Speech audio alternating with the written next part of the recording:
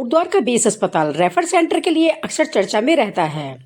Base अस्पताल को लेकर जो खुलासे किए गए वह चौंकाने वाले थे। राम कंडवाल ने आरोप लगाते हुए बताया कि एक्सरे मशीन की म्याद 2024 में ही पूरी हो चुकी थी। उसके बावजूद भी 2 साल के बाद भी उस मशीन को नहीं बदला गया। जिस तरह से कोटद्वार की जनता व पहाड़ों से आने वाले मरीजों के साथ खिलवाड़ किया जा रहा है, उसके लिए कहीं ना कहीं विधानसभा अध्यक्ष सवालों के कटघरे में आती हैं। साथ ही राम ने बताया कि जिस तरह से सन 2024 में मशीन की म्याद पूरी होने वाली थी, उससे पूर्व ही मुख्य चिकित्सा अधिकारी के द्वारा पत्राचार कर शासन व संबंधित अधिकारियों को सूचना दे दी गई थी। उसके साथ ही अन्य कुछ और मशीनें भी हैं जिनकी म्याद 2027 में समाप्त होने वाली है। अब सवाल उठता है कि मौसमी बीमारी खांसी जुकाम होने पर क्या कोटद्वार के बेस अस्पताल की दवाई का सेवन विधानसभा अध्यक्ष कर सकती हैं? अगर नहीं तो आम जनता के स्वास्थ्य से खिलवाड़ क्यों? नेताओं को कुछ भी होता है तो वह दिल्ली या विदेश भाग जाते हैं और आम जनता रेफर सेंटरों के भरोसे रहती है।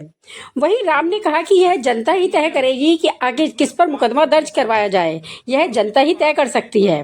वहीं इस पर सीएमएस का कहना है कि मशीन खराब है, जिसकी वजह से कभी कभी काफी परेशानी का सामना करना पड़ता है, लेकिन फिर भी वह काम कर रही है। जिसको लेकर मुझे लगता है कोटद्वार की विधायक को सोचना पड़ेगा। सीएमएस का जमीर आज जिंदा होगा। इस घटना के बाद वो झूठ नहीं बोलेंगे और अपने जमीर पर कायम रहेंगे। ये हम लोग उन पर जो है विश्वास करते हैं। देखिए, साल 2014 में कोटद्वार में एक डिजिटल एक्सरे मशीन लगी थी और अगर आप देखेंगे कि इस डिजिटल एक्सरे मशीन का साल 28/12/2024 यानी कि 10 साल में इसकी अवधि थी कि इस मशीन को 10 साल में खत्म हो जाएगी, मतलब एक्सपायर हो जाएगी। और आज अगर आप देखोगे तो दिसंबर 2024 में इस मशीन को 10 साल पूरे हो चुके हैं, मतलब ये मशीन जो है एक्सपायरी हो चुकी है। और पिछले 2 साल से कोटद्वार की जनता इस एक्सपायरी मशीन से अपना एक्सरे करवा रही है। कोटद्वार अस्पताल इस मशीन से जो है एक्सरे कर रहा है लोगों के। तो सोचिए आप कितनी दुर्भाग्यपूर्ण बात है कोटद्वार के स्वास्थ्य सुविधाओं को लेकर। उससे बड़ी बात तो यह है कि यहाँ के जो सीएमएस है, जब उन्होंने ये देखा कि भाई इस मशीन को एक्सपायरी हो चुकी है, 10 साल हो चुके हैं, वो विधायक जी को खत लिखे जा रहे हैं। जिस एक तरह से मशीन प्रोवाइडर ने ये मशीन प्रोवाइड की, उसको भी बार बार खत लिखे जा रहे हैं कि भाई ये मशीन बार बार खराब हो रही है। इसका मतलब है कि आपने कभी ध्यान नहीं दिया, स्थानीय विधायक ने ध्यान नहीं दिया।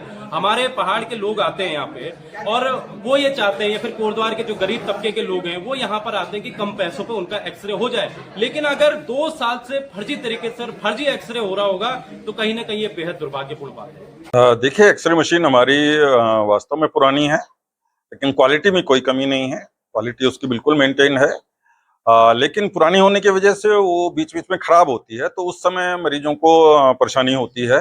उसके लिए हमारे पास एक एक्स्ट्रा मशीन भी है, तो ऐसी कभी खराब होती है तो हम उसका उपयोग कर लेते हैं।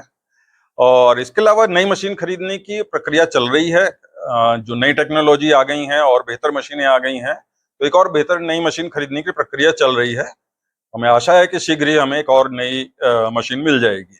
हाँ, एक्सरे के टेक्नीशियन हमारे पास उपलब्ध हैं और आईसीयू भी हमारा चल रहा है, लेकिन क्योंकि लोड ज्यादा है तो इसलिए हम स्टाफ बढ़ाने की मांग कर रहे हैं कि और अब मिल जाए तो सुविधा हो जाएगी। परंतु ऐसा है कि अभी हमारे पास जो भी स्टाफ है उससे आईसीयू हमारा बिल्कुल नियमित रूप से चल रहा है। उनके लिए उनको नई मशीन मांगी गई है, उनको सूचना उच्च स्तर पे भेज दी गई है, उनसे वार्ता भी हमारी हो गई है कि ये मशीनें हमारी अगले कुछ सालों में पुरानी होने वाली हैं, तो उसकी जगह हमने नई मशीन की मांग की है। हाँ, रिपेयर हो जाती हैं, पर वही है कि अब एक बार खराब होगी तो जितने टाइम रिपेयर में लगेगा, बड़ी मशीनें हैं, कई विदेशी मशीनें हैं, तो उसमें बाहर से दूर से टेक्नीशियन आता है, फिर उसको ठीक करता है, तो उसमें टाइम लग जाता है। तो कुछ दिन के लिए वो मशीन हमें बंद कर